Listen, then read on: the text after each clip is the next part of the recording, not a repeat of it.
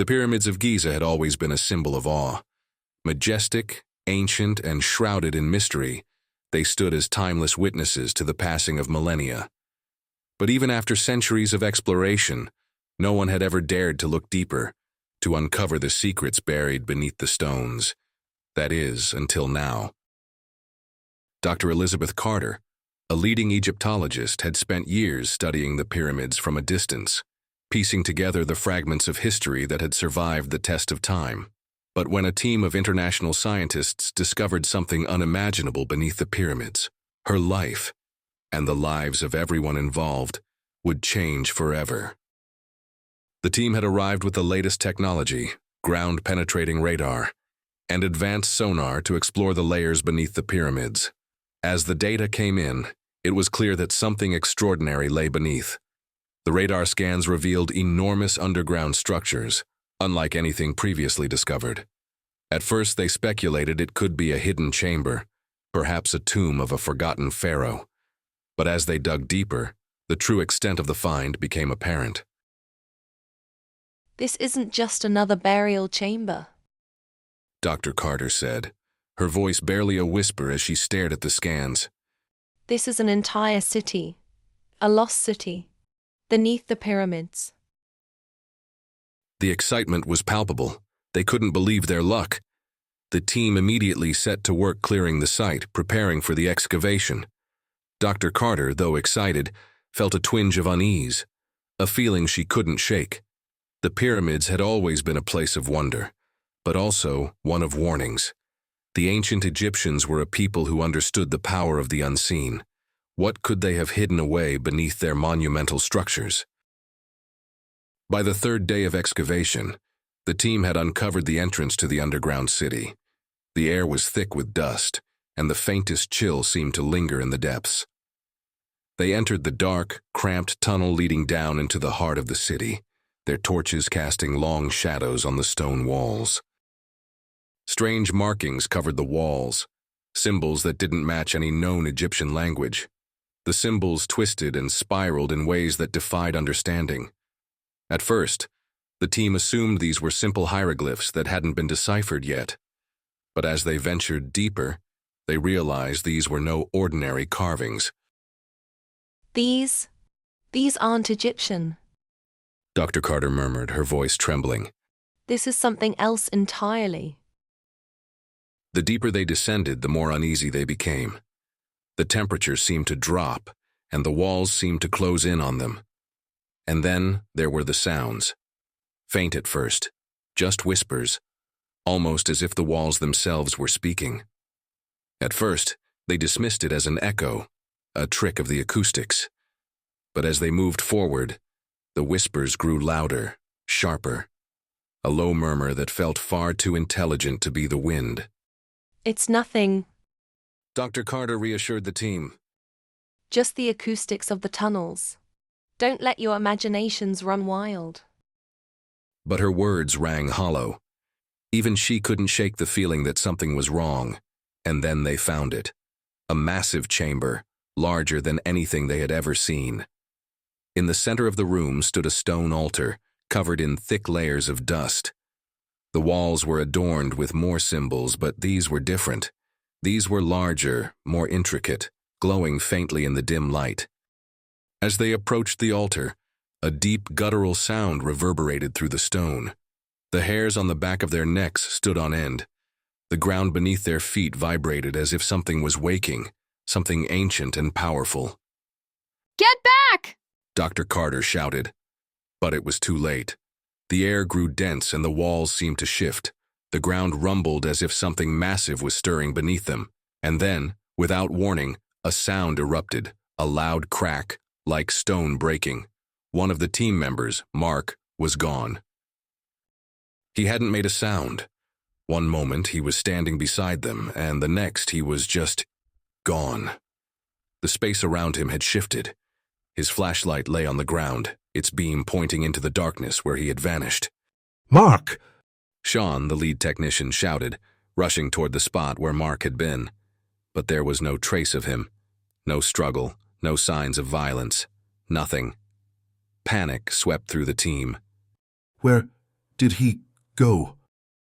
I don't know.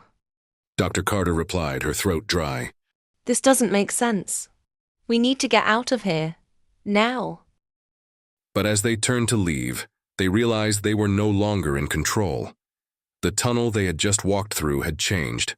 The walls had shifted. The path no longer led to the exit. They were lost in the labyrinth. A low growl echoed through the chamber. Something was watching them. The team had never felt more lost or vulnerable. The tunnels beneath the pyramids were no longer just dark passages. They had become a living thing, a twisting, shifting maze that seemed to have a mind of its own. The walls pulsated, and the air grew thicker with every step they took, as if the very stone was alive. Mark is gone. I can't believe Mark is just gone. Let's walk faster. But the more they searched, the more they realized they were trapped. The once straight tunnels had become a twisting maze. Every turn seemed to lead them deeper into the heart of the underground city. The oppressive atmosphere weighed heavily on them, and the whispering voices continued, growing louder and more urgent, as if they were trying to communicate with them. We have to go back. We need to find another way out. But as they retraced their steps, something strange happened. The walls seemed to close in on them, blocking their path. The space felt smaller, more suffocating, and then, just as suddenly as it had started, the whispering stopped. Silence descended on them like a heavy curtain. It wasn't a comforting silence. It was a silence that made their skin crawl, a silence that meant something was watching, waiting. Do you feel that? It's like we're not alone. Dr. Carter nodded, her mind racing. We're not. And they're not human. Whatever's down here, it's not of this world.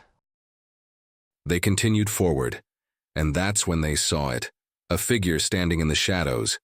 Tall, gaunt, and impossibly thin, the figure's eyes glowed an unnatural shade of red. It didn't move, but they could feel its gaze fixed on them, a gaze that sent a jolt of terror through their bodies. What the hell is that? One of the team members whispered, her voice cracking with fear. Before Dr. Carter could respond, the figure vanished, dissolving into the shadows as if it had never been there. But the fear lingered, thick in the air. The whispers started again, louder this time. But they were no longer in the walls, they were in their heads. Every member of the team could hear them, voices that weren't their own. The whispers spoke in strange tongues, unintelligible and ancient, but they all shared one word in common: release. Suddenly the ground beneath them trembled again. The walls shifted and creaked, and a low, rumbling growl echoed through the tunnels. They had disturbed something ancient, something that had been waiting for them to come. Get to the altar! Dr. Carter shouted, her voice sharp with panic. We need to get back to the altar. But when they reached the chamber where they had first discovered the altar, they found something worse. Mark's body, still lying there.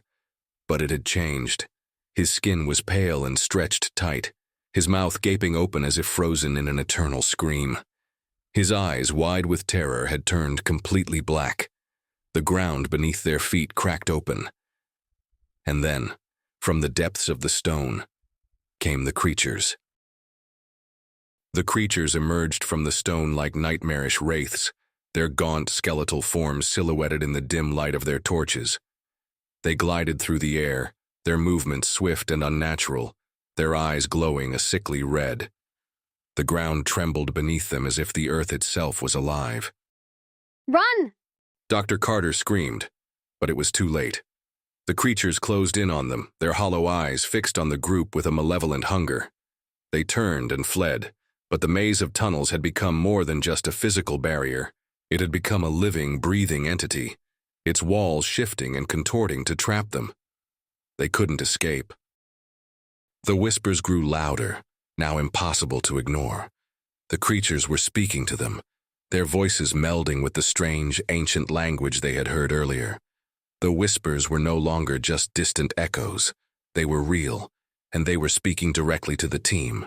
You cannot escape. You have awakened us. Now you are ours. Dr. Carter's heart pounded in her chest as she realized the truth. These creatures had been waiting for millennia, buried beneath the pyramids. They were not just ancient beings, they were ancient gods, trapped in this underground prison by the ancient Egyptians to protect the world from their wrath. The creatures began to move toward them, their forms shifting and changing, becoming more solid with each step. One by one, the team members were pulled into the darkness, their screams echoing through the tunnels. Dr. Carter fought to keep her wits about her, but as the last of the team members was taken, she was left standing alone in the cold silence of the chamber. She realized that she had made a terrible mistake. The underground city was not just a forgotten place, it was a tomb for something that had never been meant to escape. And now, the creatures were free. They were no longer trapped beneath the pyramids. And before everything went black, Claire heard one last duet of whispers forcing themselves into her mind. We're coming for you next.